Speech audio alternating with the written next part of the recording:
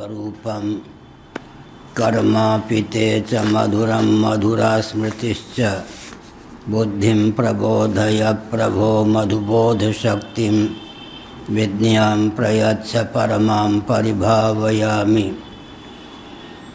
कोमलं कूजयन् वेणुं श्यामलोऽयं कुमारकः वेदवेद्यं परं ब्रह्म भासतां हृदये मम।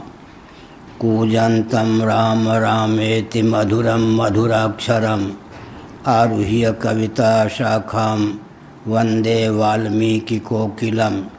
निगमकल्पतरोर्गलितं फलं शुकमुखादमृतद्रवसंयुतं पिबत भागवतं रसमालयं मुहुरहो रसिका भुवि भावुकाः। तृणादपि सुनीचेन तरोरपि सहिष्णुना अमानिना मानदेना कीर्तनीयः सदा हरिः। नारायणाखिलगुरो भगवन्नमस्ते शिवाय नमः शिवलिंगाय नमः। तन्मे मनः शिवसंकल्पमस्तु। गोविंद जय जय गोपाल जय जय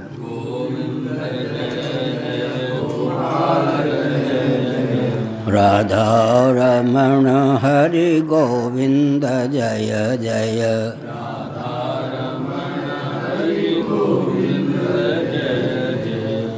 श्री कृष्ण गोविंद हरे मुरारे।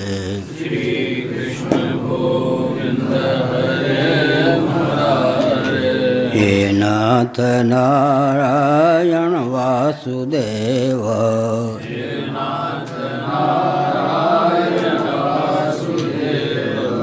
गोविंद जय जय गोपाल जय जय।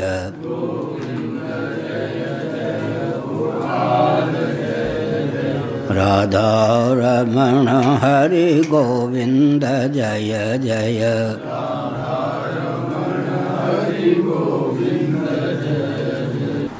नारायण। श्रीमद्भागवत सप्तम स्कंद अध्याय 7 श्लोक 15। ऋषि कारुणिकस्तस्या प्रादादुभयमीश्वर धर्मस्य तत्त्वं ज्ञानं च मामप्युद्दिश्य निर्मलम्।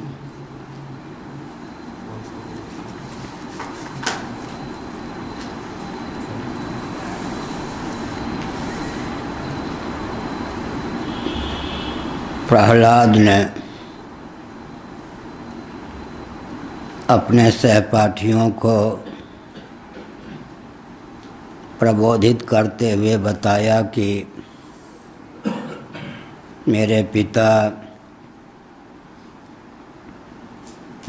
हिरण्यकशिपु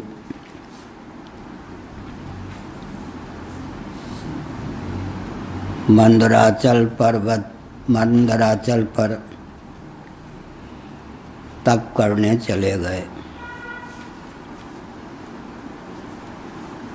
देवताओं को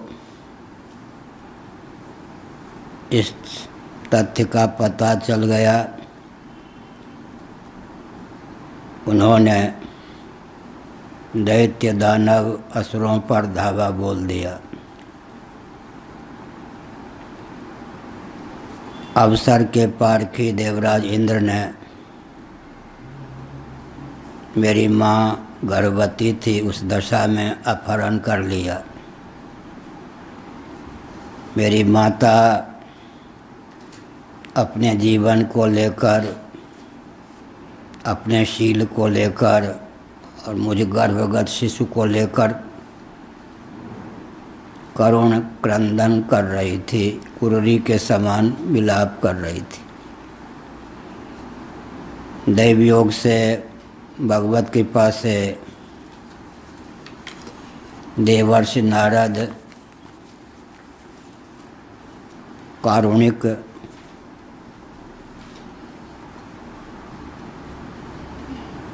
देवराज इंद्र को मार्ग में ही मिल गए। उन्होंने कहा यह पतिव्रता सती साध्वी है,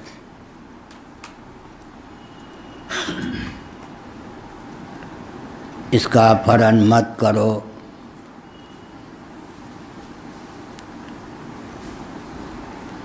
इसके गर्भ में जो शिशु है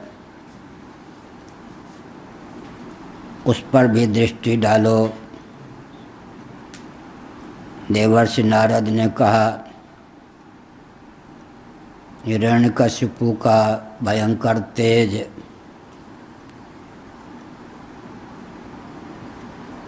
ही कयाधु के गर्भ में सन्निहित है। यह गर्भवती जब अपने शिशु को जन्म देगी तब मैं उस शिशु को मार दूंगा। कारण यह है कि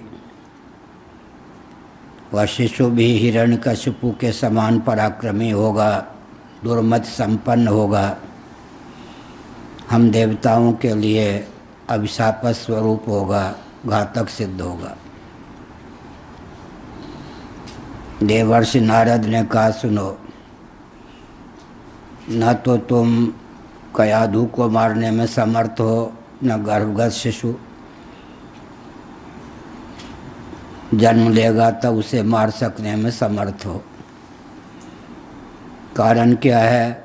यह देवी पतिव्रता है, सती साध्वी है। व्यक्ति का धर्म उसका संरक्षक होता है। पतिव्रता सती साध्वी अपने धर्म के प्रभाव से ही अपने शील की रक्षा, अपने प्राणों की रक्षा करने में समर्थ होती है। साथ ही साथ इस सती साध्वी के गर्भ में हिरण्यकशिपु जैसा दुर्दांत दैत्य नहीं है। आसुरी स्वभाव वाला बालक नहीं है, भगवत भक्त है।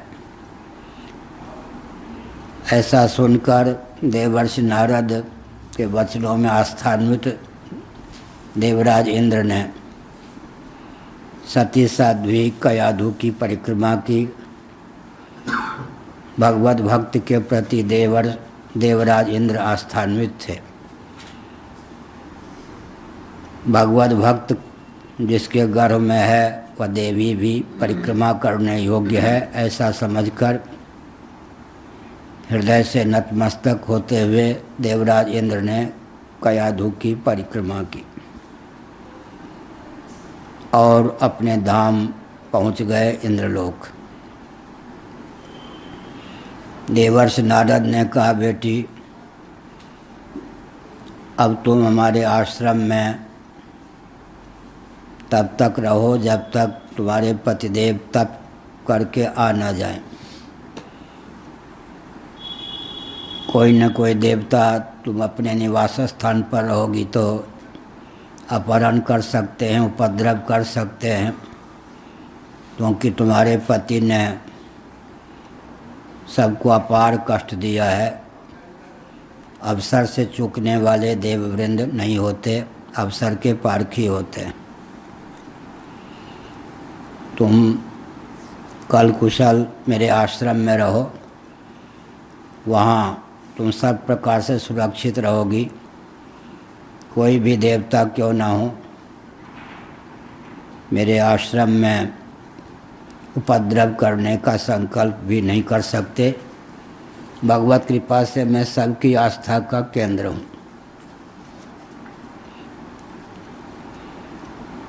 उस सती साध्वी कयाधु ने कहा, भगवान आपका जो आदेश। देवर्षि नारद उसे अपने स्थान पर ले आए। पिता समझकर, पालक संरक्षक समझकर अपने शील की सीमा में, मर्यादा की सीमा में देवर्षि नारद के आश्रम की और देवर्ष की सेवा करती रहीं।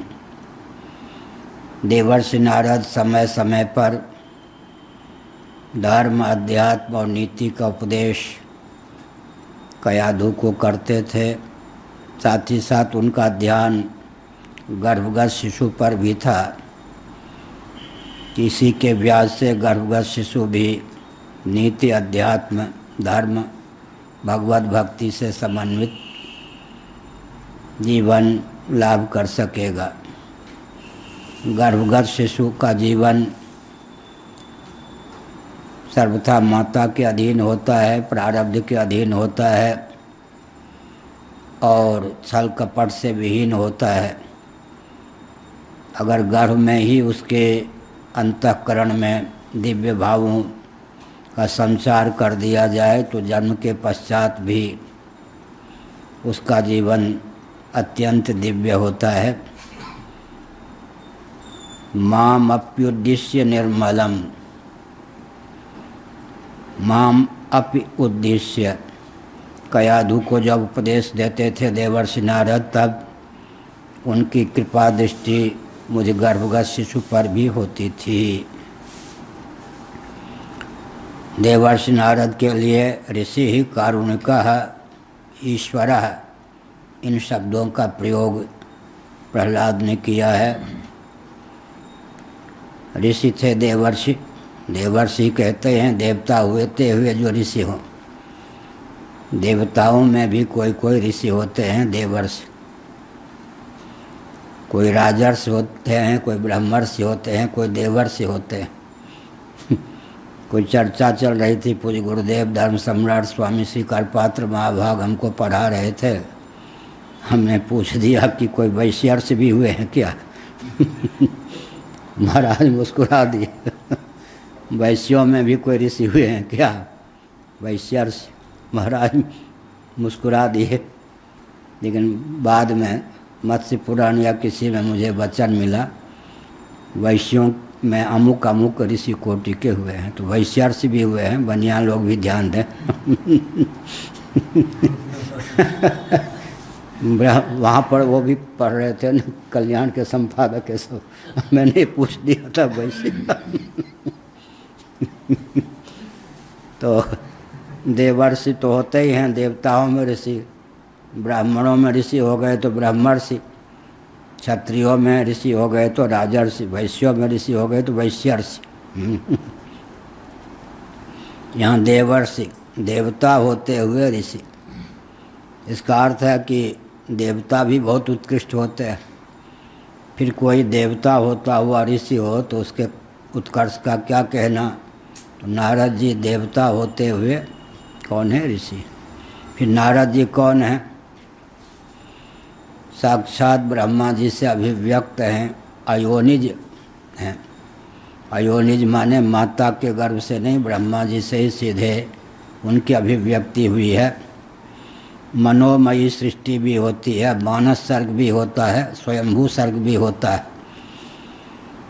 पहले महाप्रलय के बाद सृष्टि, महाकल्प के प्रारंभ में तो स्वयंभू सृष्टि, सबसे पहले स्वयं, फिर स्वयंभू, फिर मानस सर्ग। स्वयं कौन हो गए? परात्पर पुरुषोत्तम श्रीमन नारायण विष्णु, ये हो गए स्वयं। स्वयं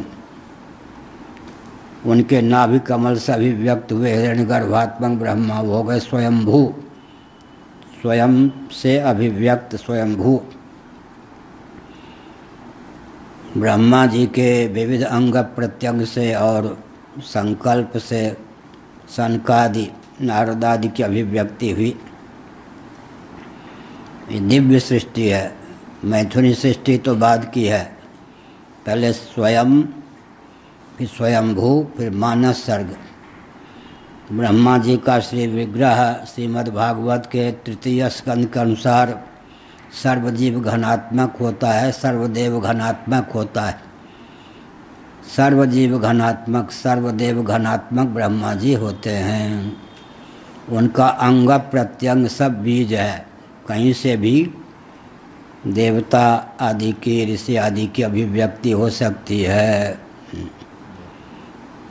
तो ऋषि भी कहा, कारुणिका भी कहा, ईश्वर भी कहा। देवर्षि, देवता होते हुए ऋषि, देवर्षि नारद।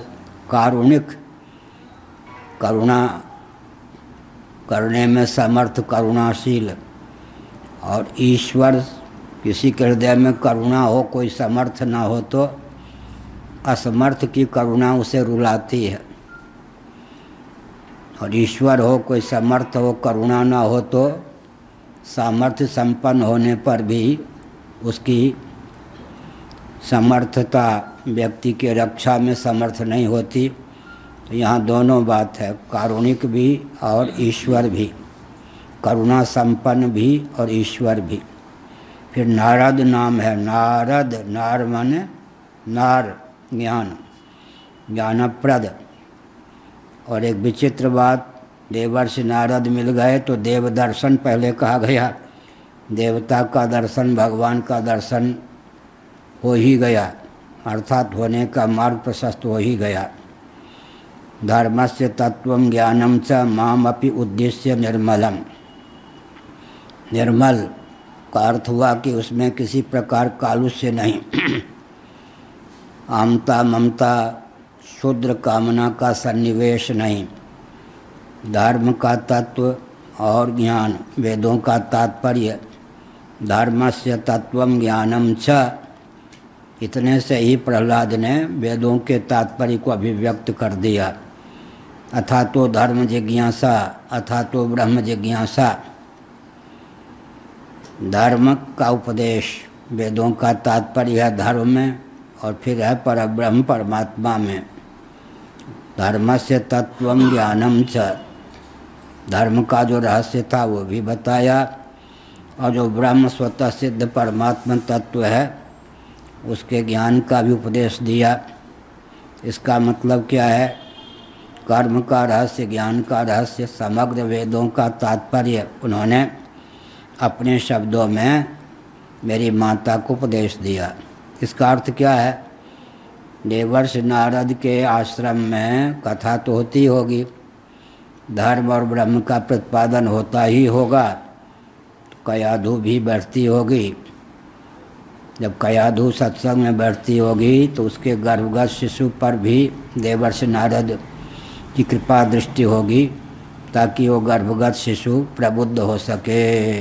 यह मामपि उद्देश्य, मुझे लक्ष्य बनाकर भी कि गर्भगत बालक शिशु कैसा हो? धर्म और ब्रह्म का मर्मज्ञ हो, तत्वज्ञ हो, धर्मनिष्ठ हो, भगवद भक्त हो, तत्वज्ञान से संपन्न हो। तत्तु कालस्य दीर्घत्वात् स्त्रीत्वान् मातु तिरोदधे ऋषिणानुगृहीतं मां नाधुनाप्यजहात् स्मृतिः। नारायण।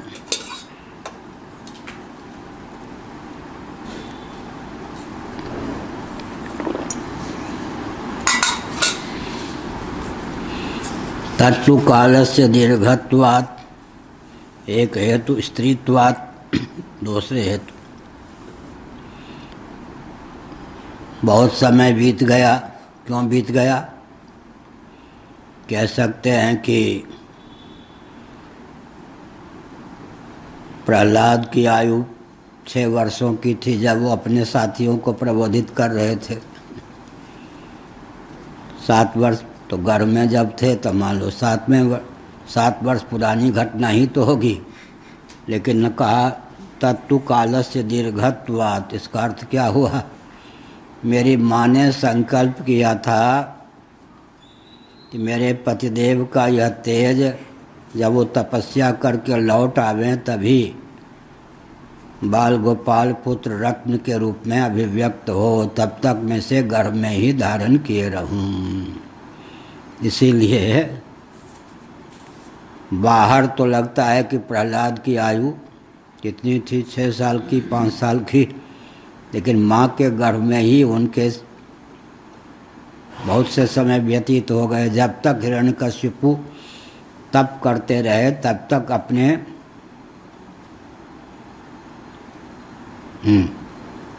तक अपने संकल्प के प्रभाव से वो गर्भ को धारण किए रही। यह संकल्प है। भक्त प्रवर प्रहलाद की माँ पतिव्रता ठहरी, तो अपने संकल्प से उसने कि पतिदेव का यह तेज तपस्या करके जब वे लौटे तभी पुत्र रत्न के रूप में अभिव्यक्त हो, इस भावना से उसने बहुत ही आस्था पूर्वक प्रतीक्षा पूर्वक मुझे गर्भ में धारण किए रही। तो प्रहलाद कितने पुराने सत्संगी होंगे।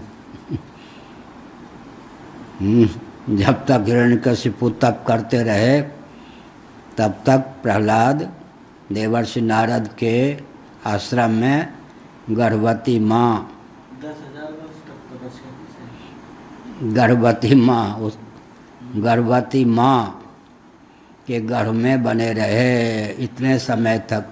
10,000 वर्ष तक गर्भ में ही रहे था। हाँ तो देखत बालक बहुकाली ना।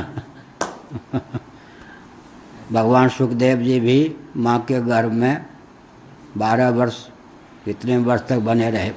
ऐसा है, पतिव्रता थी, उसने संकल्प किया। तो हिरण्यकश्यपु को सिद्धि कितने वर्षों में मिली, उतने समय तक माँ के गर्भ में बने रहे। तपस्या करके वरदान प्राप्त करके हिरण्यकशिपु लौटे, तब प्रहलाद का जन्म हुआ। तत्तु कालस्य दीर्घत्वात्, पहला हेतु कि बहुत समय व्यतीत हो गया। स्त्रीत्वात् मातुस्तिरोदधे, अब वो आजकल लोगों को पसंद नहीं है। प्रहलाद ने कह दिया स्त्रीत्वात्, एक तो समय बहुत व्यतीत हो गया, दूसरी मातृशक्ति ठहरी, स्त्री ठहरी, विस्मृति स्वाभाविक ही होती है, यह अर्थ हुआ। आजकल लोग इसको पसंद नहीं करेंगे। अब प्रहलाद बोल रहे, अपनी माँ के बारे में बोल रहे, गाली तो नहीं दे रहे, स्वभाव का चित्रण कर रहे। तत्तु कालस्य दीर्घत्वात् स्त्रीत्वात् मातुस्तिरोदधे, मेरी माँ तो उसको भूल गई, ज्ञान की स्मृति नहीं रही।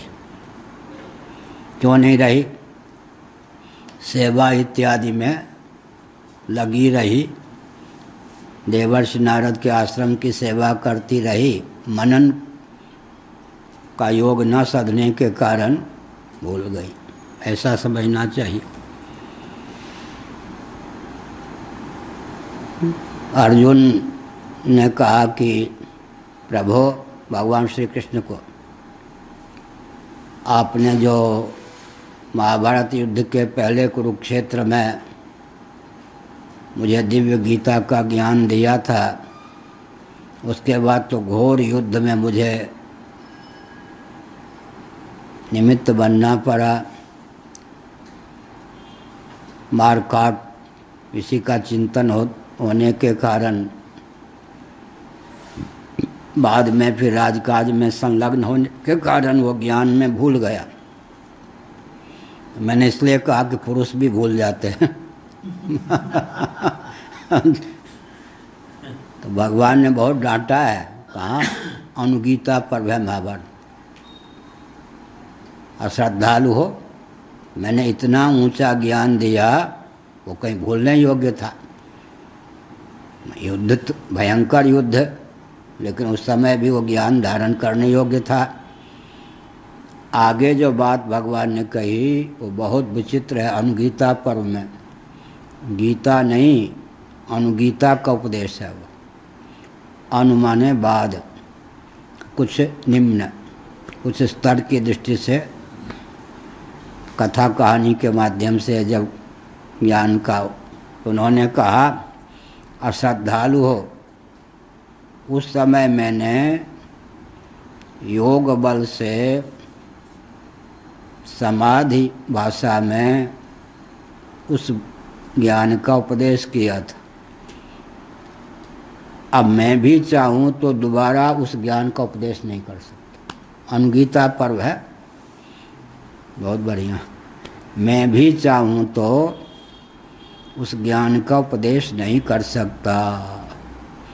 श्रोता के लिए ही दुर्लभ नहीं होता, वक्ता भी एक बार जो ज्ञान विज्ञान प्रकट हो गया उसी रूप में फिर प्रकट हो कह पाना कठिन है। मैंने आत्मयोग का आलम्बन लेकर उस समय जो उपदेश दिया था, मैं चाहूँ भी तो उसका उपदेश नहीं दे सकता। इसका अर्थ यह है कि वक्ता भी दुर्लभ, श्रोता भी दुर्लभ, और मुहूर्त भी दुर्लभ होता है।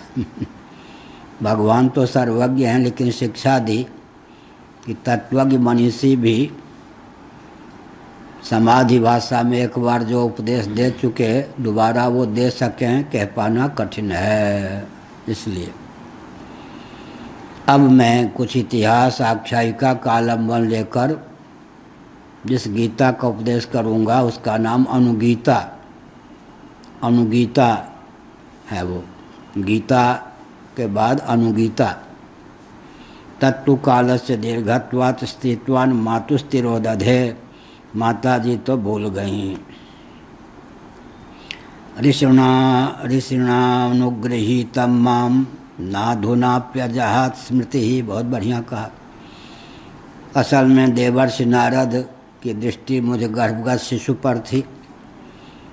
देवर्ष की अनुकंपा के अमोघ प्रभाव से मुझे उसकी विस्मृति नहीं हुई। इसका अर्थ है कि गर्भ में, माँ के गर्भ में मैं था, तो मुझे लक्ष्य बनाकर, वहाँ तो लिखा है मामपि, मुझे भी, मुझे गर्भगत शिशु को भी केंद्र में रखकर, ध्यान में रखकर उपदेश किया। 16वें श्लोक के माध्यम से सिद्ध होता है कि माँ के द्वार से वस्तुतः मुझे ही लक्ष्य बनाकर उन्होंने उपदेश किया। वहाँ अपि, यहाँ एव, अपि एव के अर्थ में परिणत हो जाएगा, क्योंकि यहाँ लिखा है ऋषिणानुग्रहीतम माम। उनके अनुग्रह से वह ज्ञान मुझे आज भी क्या है, प्राप्त है। जैसा उपदेश माँ के गर्भ में देवर्षि नारद के मुखारबिंद से मैंने सुना, वैसा उपदेश मुझे प्राप्त है। वह उपदेश मैं भूल नहीं सका उनके अनुग्रह से। अधुनापि अजात स्मृति न माम नाधुनाप्यजहात स्मृति ही। अब भी मुझे उसकी स्मृति बनी हुई है, क्योंकि देवर्षि नारद की विशेष कृपा। तो इसका अर्थ है कि देवर्षि का संकल्प था कि गर्भगत बालक हिरण्यकशिपु जैसा दुर्दांत न हो, देवताओं के लिए वरदान स्वरूप सिद्ध हो जाए। इसमें पहले कह चुके हैं, देवताओं ने भगवान से प्रार्थना की, हिरण्यकशिपु के उन्माद, प्रमाद, आक्रमण, अत्याचार से हम उत्पीड़ित हैं। भगवान ने क्या कहा? भगवान ने कहा चिंता मत करो, हिरण्यकशिपु के पुत्र के रूप में भगवान का तेज भक्त होकर प्रकट होगा। जब मेरे भक्त को, प्रहलाद को हिरण्यकशिपु उत्पीड़ित करेगा, तब मैं उसका विनाश कर दूंगा, अर्थात उसको शाप मुक्त कर दूंगा, उसके प्रतिबंध को तो दूर कर दूंगा और तुम्हारे लिए वो वरदान स्वरूप सिद्ध होगा। इसका अर्थ है कि जहाँ जहाँ आतंकवादी होते हैं, अत्याचारी होते हैं, भगवान क्या करते हैं, कोई ना कोई भक्त सेवक वहाँ बीज के रूप में सुरक्षित रखते हैं। इधर ध्यान देने की आवश्यकता है। इसलिए हमने कई बार कहा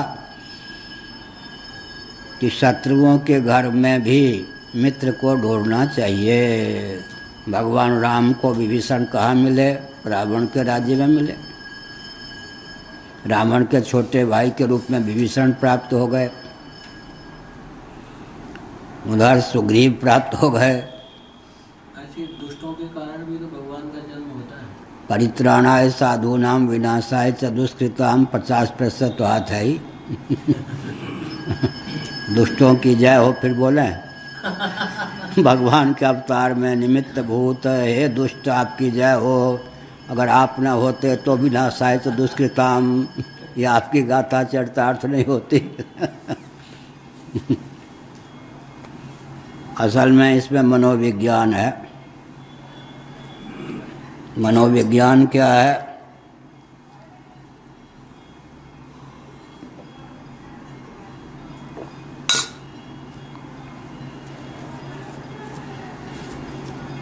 परमहंसानां मुनीनां अमलात्मनां भागवत। हाँ ठीक। कौन झगड़ा कर रहा बाहर कोई? अच्छा, तो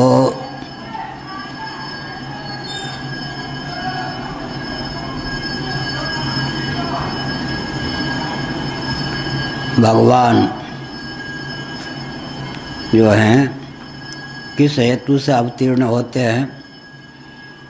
कुंती देवी ने न तथा कुंती देवी ने अवतार के रहस्य का परमहंसा नाम मुनि नाम अमलात्मा नाम, परमहंस हैं, मुनि हैं, अमलात्मा हैं, उनको भक्ति योग का विधान उपदेश करने के लिए हे प्रभु आप अवतीर्ण होते हैं। परमहंसों को श्री परमहंस बनाने के लिए भगवान का उपदेश होता है।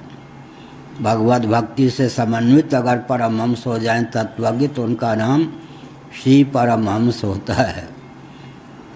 मुनि नाम अमलात्मा नाम परमहंसा नाम, बहुत बढ़िया। आप पहले लेंगे अमलात्मा नाम, निष्काम कर्मयोग के प्रभाव से जिनका चित्त शुद्ध हो चुका है। मुनि नाम श्रवण मनन संपन्न जो हैं। अमलात्मा नाम मुनि नाम, परमहंसा नाम तत्वज्ञान से भी जो संपन्न हैं। यह कर्म उपासना ज्ञान तीनों में पारंगत। कर्म कांड ने उनको फल दे दिया, उपासना कांड ने फल दे दिया, ज्ञान कांड ने फल दे दिया। अब ऐसे महानुभाव को भगवत भक्ति से समन्वित करने के लिए भगवान का अवतार होता है। अवतार का मुख्य प्रयोजन भागवत में यह है। अवान्तर प्रयोजन क्या है? परित्राणाय साधूनां विनाशाय च दुष्कृताम्। हमारे पूज्य गुरुदेव कहते थे केवल संकल्प से भी ऐसा हो सकता था। दुष्टों का दलन, सज्जनों का उत्कर्ष। लेकिन भगवत भक्ति की अभिव्यक्ति के लिए भगवान सगुण साकार रूप धारण करते हैं। यह मुख्य प्रयोजन है। अवान्तर प्रयोजन क्या है? दुष्टों का दलन, सज्जनों का उद्धार, ऐसा। तो वह स्मृति आज भी मुझे प्राप्त है। माँ के गर्भ में जो देवर्षि नारद ने मुझे लक्ष्य बनाकर मेरी माँ को उपदेश दिया था। भवतामपि भूयान में यदि श्रद्धते वचः वैशारदी धी श्रद्धाता स्त्री बालानां च मे यथा। भवतामपि भूयान में यदि श्रद्धते वचः वैशारदी धीः, बहुत बढ़िया, श्रद्धाता स्त्री बालानां च मे यथा, बहुत अच्छा दिव्य उपदेश है। प्रहलाद ने कहा यदि तुम मेरी बात पर श्रद्धा करते हो, श्रद्धते वचः, यदि मैं श्रद्धते वचः, यदि मेरी वाणी पर तुम्हारी आस्था है, विश्वास है, तो करो तो तुझे भी यह ज्ञान हो सकता है। यह कहा भवतामपि भूयान में यदि श्रद्धते वचः वैशारदी धी श्रद्धात स्त्री बालानां च मे यथा। श्रद्धा से स्त्री और बालकों की बुद्धि भी मेरे ही समान शुद्ध हो जाती है। वैशारदी धीः श्रद्धातः स्त्री बालानां च मे यथा। वैशारदी धी, विशारद कहते हैं ना, वैशारदी धी है शुद्ध बुद्धि। श्रद्धा से, बहुत बढ़िया, श्रद्धातः। अब एक विचित्र बात है, श्रद्धा होगी तब बुद्धि परिष्कृत होगी, या बुद्धि परिष्कृत होगी तब श्रद्धा होगी। विचित्र बात है।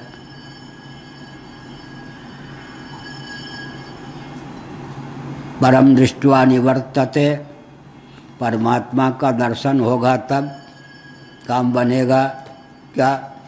तो यहाँ पर श्रद्धा मुख्य है। वैसे तो सम दम उपरति तितिक्षा श्रद्धा समाधान विवेक फिर वैराग्य फिर श्रद्धा, षट संपत्ति में श्रद्धा है फिर समाधान।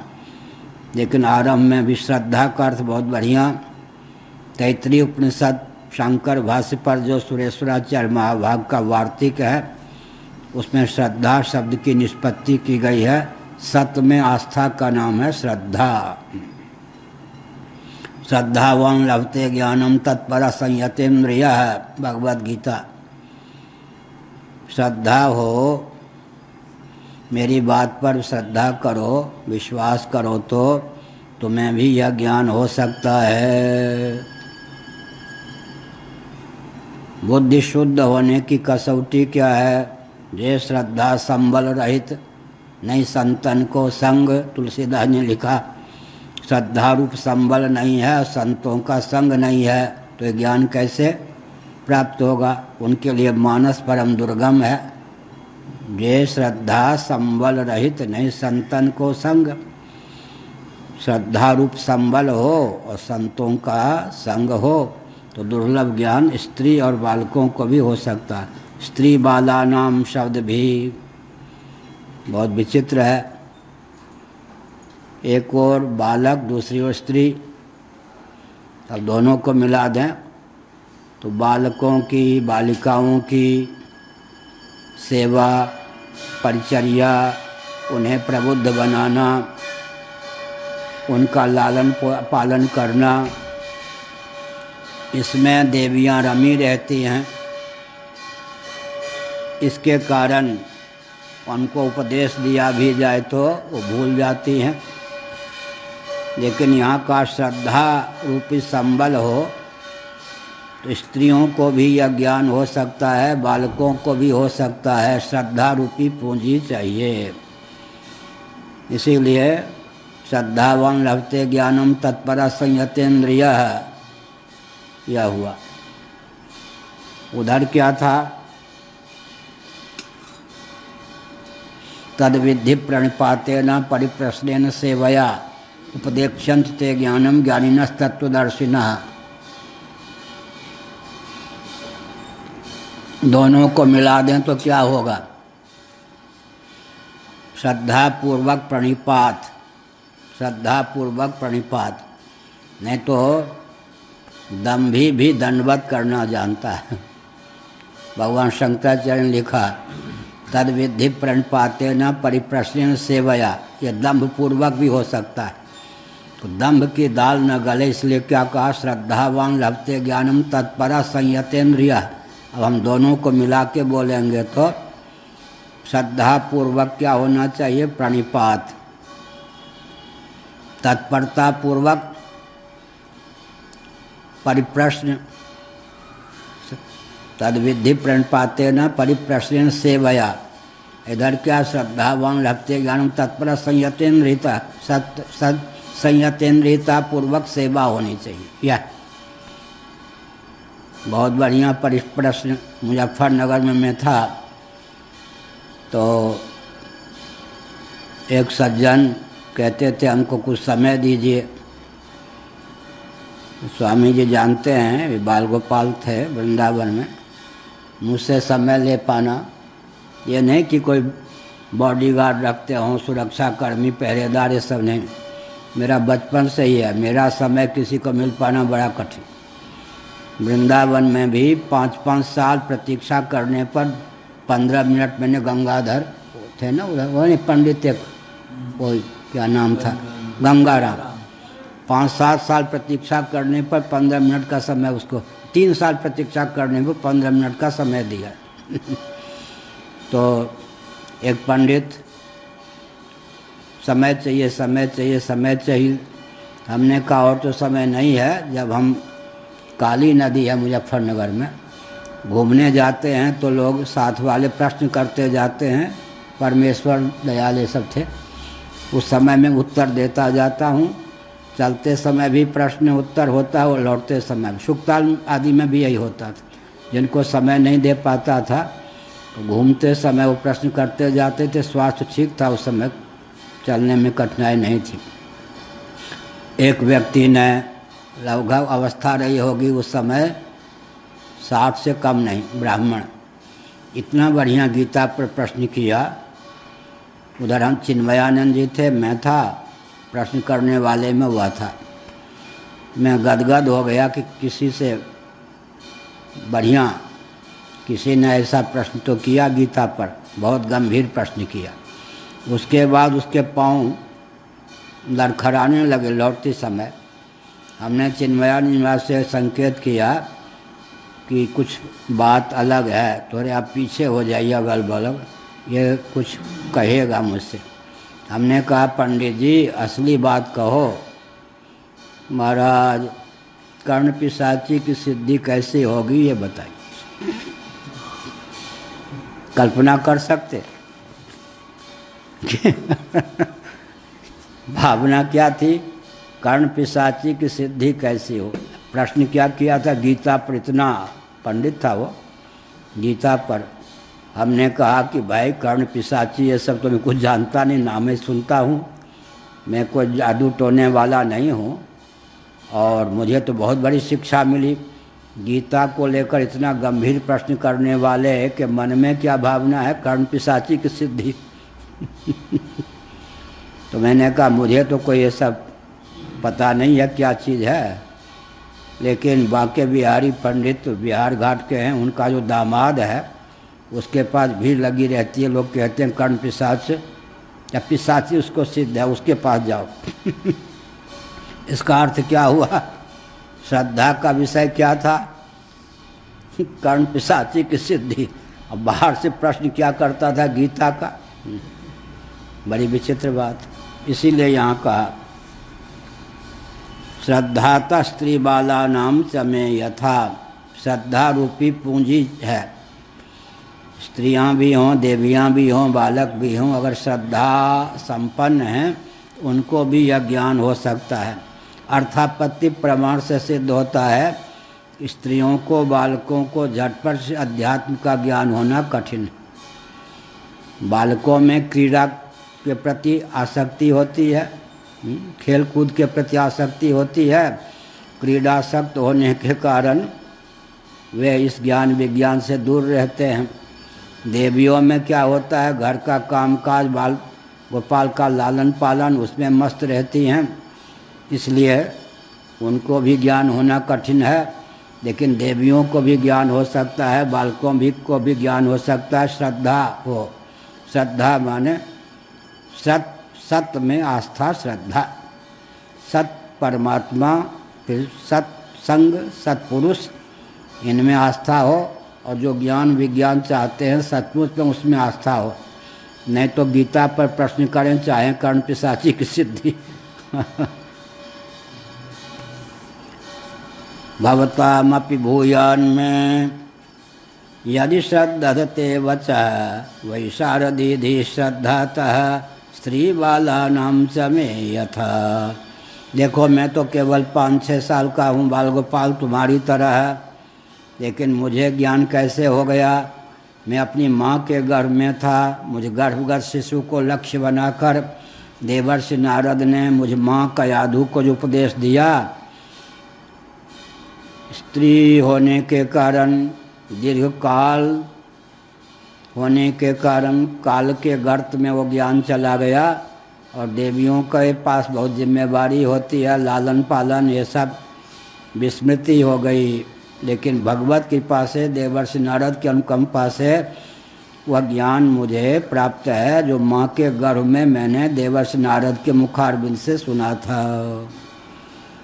अभिमन्यु चक्रव्यूह को विदीर्ण करने में क्यों सफल हुए, सुभद्रा जी के गर्भ में जब थे तब अर्जुन ने मेरा पुत्र वीरोचित, शील स्वभाव से संपन्न हो, पराक्रम से संपन्न हो, यशस्विता से संपन्न हो, इस भावना से मुझे गर्भगत शिशु को लक्ष्य बनाकर जो चक्रव्यूह में प्रविष्ट होने का उपदेश किया था, उसी के प्रभाव से बाद में तो ननिहाल में रहना पड़ा, पांडवों को खाक छानने पड़े, उपदेश का अवसर नहीं मिला। लेकिन मैंने कई बार बताया, जब चक्रव्यूह विदीर्ण करके एक वीर कैसे निकल सकता है, इस तथ्य का उपदेश कर रहे थे अर्जुन। तब सुभद्रा जी को नींद आ गई। कथा में सोना, थकान को निवृत्त करना तो है, लेकिन पूत को खोना भी है। अगर सुभद्रा जी कथा में सो न जाती तो गर्भगत शिशु भी नहीं सोता। माँ जब सो जाती है तो गर्भ में नाभि कमल से बच्चे के नाल जरायु का ऐसा संबंध होता है कि माँ के सोते ही गर्भवत शिशु भी सो जाता है। सुभद्रा जी सो गई तो गर्भवत शिशु अभिमन्यु भी सो गए। अर्जुन को पता नहीं कि देवी तो सो गई, तो गर्भवत, तो जितना चक्रव्यूह में प्रविष्ट होने तक का ज्ञान प्राप्त था, चक्रव्यूह को विदीर्ण करके निकलने का ज्ञान प्राप्त नहीं था। मैं भी यहाँ शंकराचार्य हुआ तो सोचा,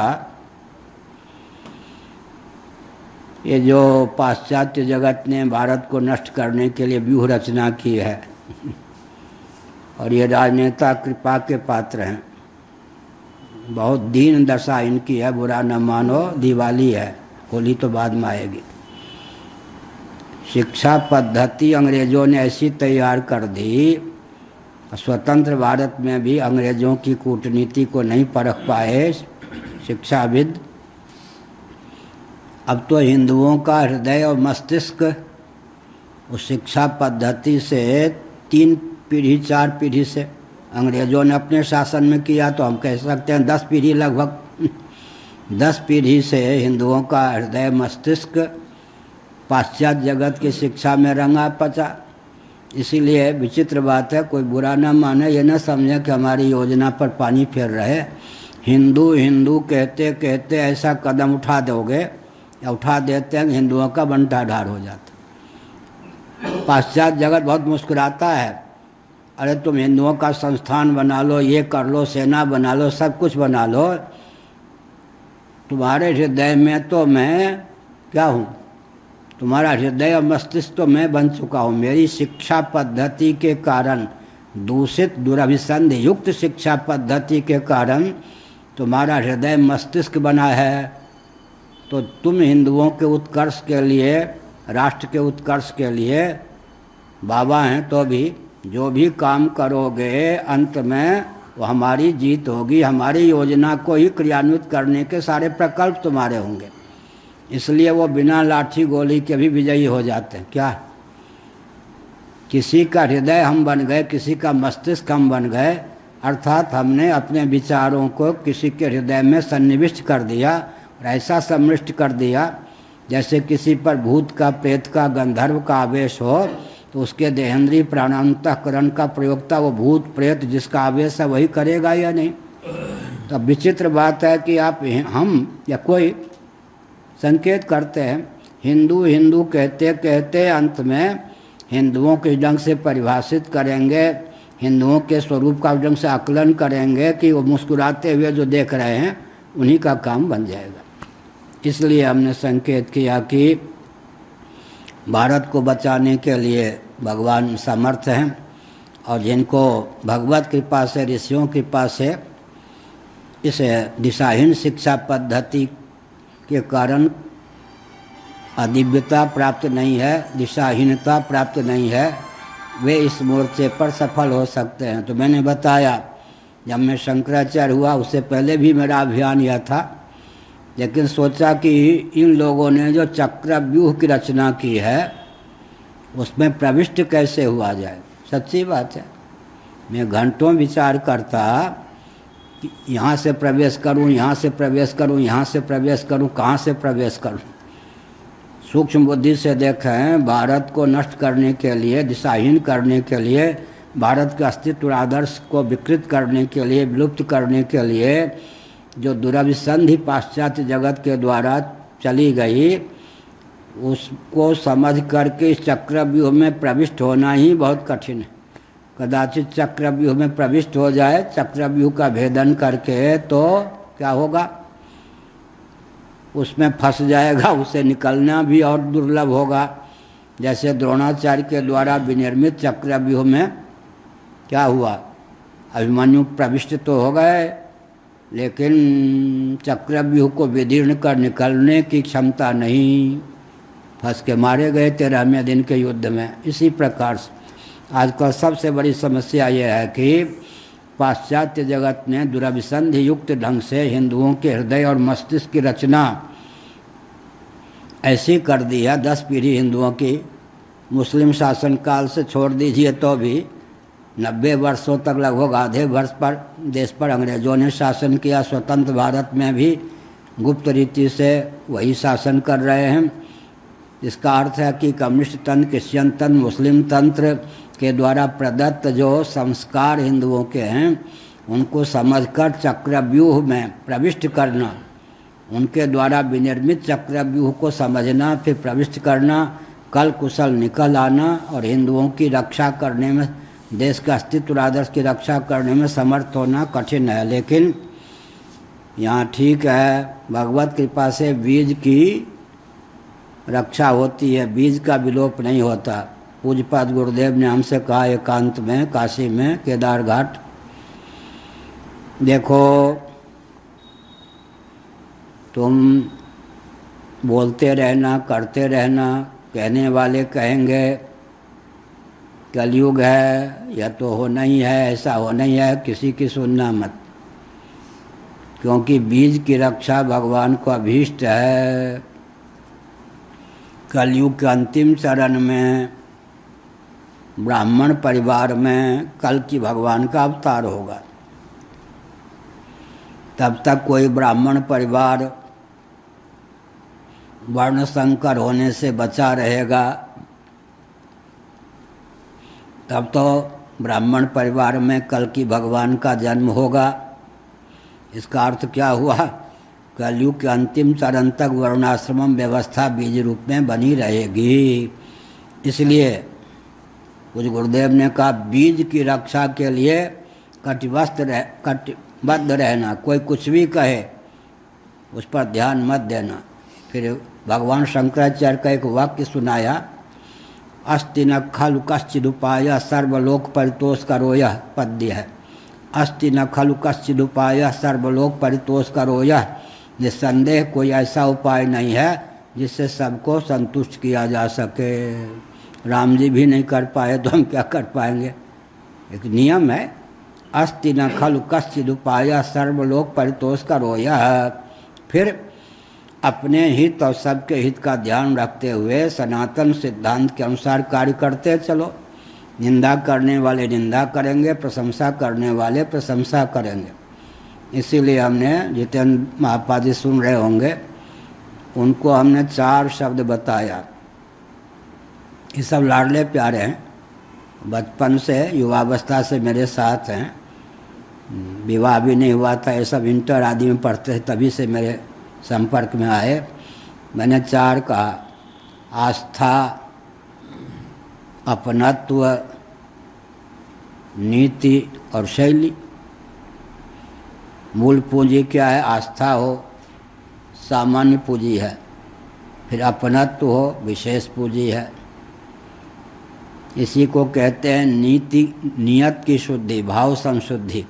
गीता के 17वें अध्याय में भाव संशुद्धि को मैंने 2 शब्दों में बांट दिया है, विशद कर दिया है। आस्था और अपनत्व हो, फिर नीति हो। हर व्यक्ति, हर संस्था की कोई न कोई नीति होती है। तो वेदादि शास्त्रों का मंथन करके पूज्य गुरुओं की कृपा से, देवताओं की कृपा से मठ चलाने के लिए, व्यक्ति निर्माण के लिए, और पूरा जो विश्व एक युद्ध की चुनौती दिए हुए है, उस चुनौती को देखते हुए जो हमारे यहाँ से महाभारत आदि के आधार पर नीति निर्धारण किया गया है, उसकी भी जानकारी होनी चाहिए। अब कोई आके मठ चला देगा क्या? मठ चला देगा ना, तो मठ को बर्बाद कर देगा। कैसे? वो तो क्लर्क इतना चाहिए, ये चाहिए, वो चाहिए, भर देगा। चुपके से कोई सिगरेट पिएगा, कोई बीड़ी पिएगा, कोई चाय पिएगा। साधक कोटि के व्यक्ति ही मठ चला सकते हैं। केवल धन से मठ चलेगा क्या? कार्यकर्ता, क्लर्क जिनको कहते हैं, वो भी साधक कोटि के व्यक्ति होंगे। नहीं तो 8 घंटे मठ में रहेंगे या 24 घंटे रहेंगे, उनके सांस से जो दूषित हवा निकलेगी वो सबके मन को खराब कर देगी। ऑफिस भी चलना चाहिए, कार्यालय भी, गौशाला भी, सब प्रकल्प चलना चाहिए। चलाने वाले का जो भाव होता है वो टकराता है या नहीं? वातावरण क्या, एक छोटे से मोमबत्ती भी जला दो, दीपक भी जला दो, उसका प्रकाश चारों ओर फैलता है या नहीं? एक व्यक्ति जहाँ बैठता है उसके बैठने मात्र से उसके जो विचार हैं वो चारों ओर भाव फैल जाते हैं। तो वातावरण दूषित ना हो इसलिए रसोइया भी मठ में चाहिए, झाड़ू देने वाला भी चाहिए, पोछा लगाने वाला भी चाहिए। जो प्रकल्प हैं सब प्रकल्प चाहिए, लेकिन उन प्रकल्पों को चलाने वाले वेतन भोगी भी हों तो कैसे हों? साधक कोटि के। साधक कोटि के नहीं होंगे तो उनके सांस से भी पूरा वातावरण कलुषित हो जाएगा। कल हमने जितेंद्र जी को बताया तो भावुक तो हैं, ईमानदार हैं, रोने लग गए। हमको ये प्रशिक्षण प्राप्त नहीं था। हमने कहा प्रशिक्षण होने चाहिए। 4 शब्द है। अपना घर भी आप रामराज बना सकते हैं, मठ को भी रामराज बना सकते हैं। आस्था पहली चीज़ है। आपने मठ को चलाने के लिए व्यक्ति को रखा, उसकी आस्था ही नहीं है। यहाँ नहीं से वहाँ, वो नौकरी की दृष्टि से आया। योगक्षेम के लिए धन चाहिए, लेकिन अहो भाग्य है कि हमको भगवान शंकराचार्य की परंपरा में सेवा का अवसर मिला। ये भाव नहीं होगा तो वो नौकर राष्ट्र को नष्ट, ये अभियान को नष्ट कर देगा। आस्था चाहिए, उसके बाद अपनत्व चाहिए। सामान्य नीति है आस्था, विशेष रूप से आस्था प्रकट होती है तो उसका नाम है अपनत्व। फिर नीति, रामायण महाभारत इन सब का अध्ययन करके फिर देश काल परिस्थिति के अनुसार जो भगवत कृपा से हमने नीति निर्धारित की है उसका प्रशिक्षण नहीं होगा तो मठ कैसे चलेगा? कहाँ जाकर विस्फोट हो सकता है, कहाँ जाकर कहाँ समृद्ध और शासन तंत्र के गोद में मठ गिर सकता है, उसका ध्यान रख करके। क्या सेठ माने आप नहीं, आप तो हमको बहुत प्यारे हैं। वो पीछे सेठ का अर्थ आप जैसे भक्त आप लोग हैं, पहले सेठ तो हैं, भक्त हैं। इसका मतलब ये है जो आश्रमों में ट्रस्टी होते हैं उन्हीं का वो आश्रम हो जाता। देखा 50 आश्रम मैंने देखा है, बचपन का बाबा हूँ, वो सब नष्ट। अब देखिए उधर ऋषिकेश आदमी में देखा, नाम नहीं लेंगे, सब वो ट्रस्टियों का हो जाता है। बाद में संतों को मैंने देखा मुमुक्षु भवन में, मेरे एक गुरु भाई जो थे वहाँ के ट्रस्टी अभी हैं वो जीवित, कुर्सी पर बैठे थे और दंडी स्वामी लोग नीचे बैठे थे। मुमुक्षु भवन उपाध्यक्ष वही हम किसी काम से गए थे, हमने देखा रे राम, दंडी स्वामी नीचे बैठे और ट्रस्टी कुर्सी पर बैठा है और दंड लिए दंडी स्वामी। हमने कहा हो गया, नहीं देखा हमने काशी में, हमने दुर्गति हो गई। अच्छा एक जगह देखा सुखताल में, ट्रस्टी लोग आते मुजफ्फरनगर से, लाला लोग, ये इधर आइए जरा एक गिलास पानी तो दीजिए बाबा। हाँ स्वामी खंडानंद के यहाँ भी देखा हम, एक बाबा को बुलाया किसी सेठ ने, ए बाबा एक गिलास पानी तो ला। हमने कहा रे राम ये रिक्शा हाँ रिक्शा तो बना देना, हमको जाना है ना। अच्छा जी, तो हमने क्या संकेत किया? इसलिए जो नीति निर्धारण, नीति का प्रशिक्षण नहीं होगा कैसे मठ चलता है? कोई चला लेगा 2 दिन भी ठीक ढंग से। आस्था हो, अपनत्व हो, नीति, किस नीति से इस आश्रम को चलाते हैं। फिर अंत में क्या है? शैली, कार्य करने की शैली, नीति को क्रियान्वित करने की प्रक्रिया। तो हमने संकेत किया, बहुत समय हो गया, इसीलिए संकेत किया कि इन सब ज्ञान विज्ञान को धारण करने पर व्यक्ति में क्षमता आती है क्या? परिवार उत्तम हो सके, राष्ट्र उत्तम हो सके, सब कुछ, नहीं तो सब कुछ गड़बड़ हो जाएगा। आस्था, अपनत्व, नीति और नीति को क्रियान्वित करने की प्रक्रिया, विधा या शैली, इन चारों का ध्यान दें। तो अपना जीवन भी सुमंगल हो सकता है और परिवार भी सुमंगल हो सकता है, आश्रम आदि भी। आश्रम आदि को भी हर व्यक्ति नहीं चला सकता। अब देखिए वो डिवाइन लाइफ सोसाइटी, अब वो अंग्रेज़ों के हाथ में चला गया, स्थान अंग्रेज़ों के हाथ ना चला गया, मुझे मालूम है। पहले तो चेला बना बना के अंग्रेज़ों को लाए कि धन मिलेगा, बाद में अंग्रेज़ लोग, अभी भारत की स्थिति क्या होगी, अभी तो भारतीय मूल के व्यक्ति भी अमेरिका में 2-3 हो गए ना, मंत्री आदि। तो धीरे धीरे क्या होगा, वो जो बाहर से लोग आए हैं दोहरी नागरिकता के कारण, वो सब धीरे धीरे क्या हो जाएंगे, कोई राष्ट्रपति हो जाएगा, कोई सांसद हो जाएगा, कोई विधायक हो जाएगा। जब हमारे व्यक्ति दूसरी जगह नेता हो सकते हैं, मंत्री हो सकते हैं, उनको हम कैसे मना करेंगे। लेकिन हमारे व्यक्ति तो उनमें ढल जाएंगे, वो हम में नहीं ढलेंगे, वो हमारे देश को ही, हमको ही ढाल देंगे। इस पर भी जागरूकता की आवश्यकता है। नारायण, सबका भला हो।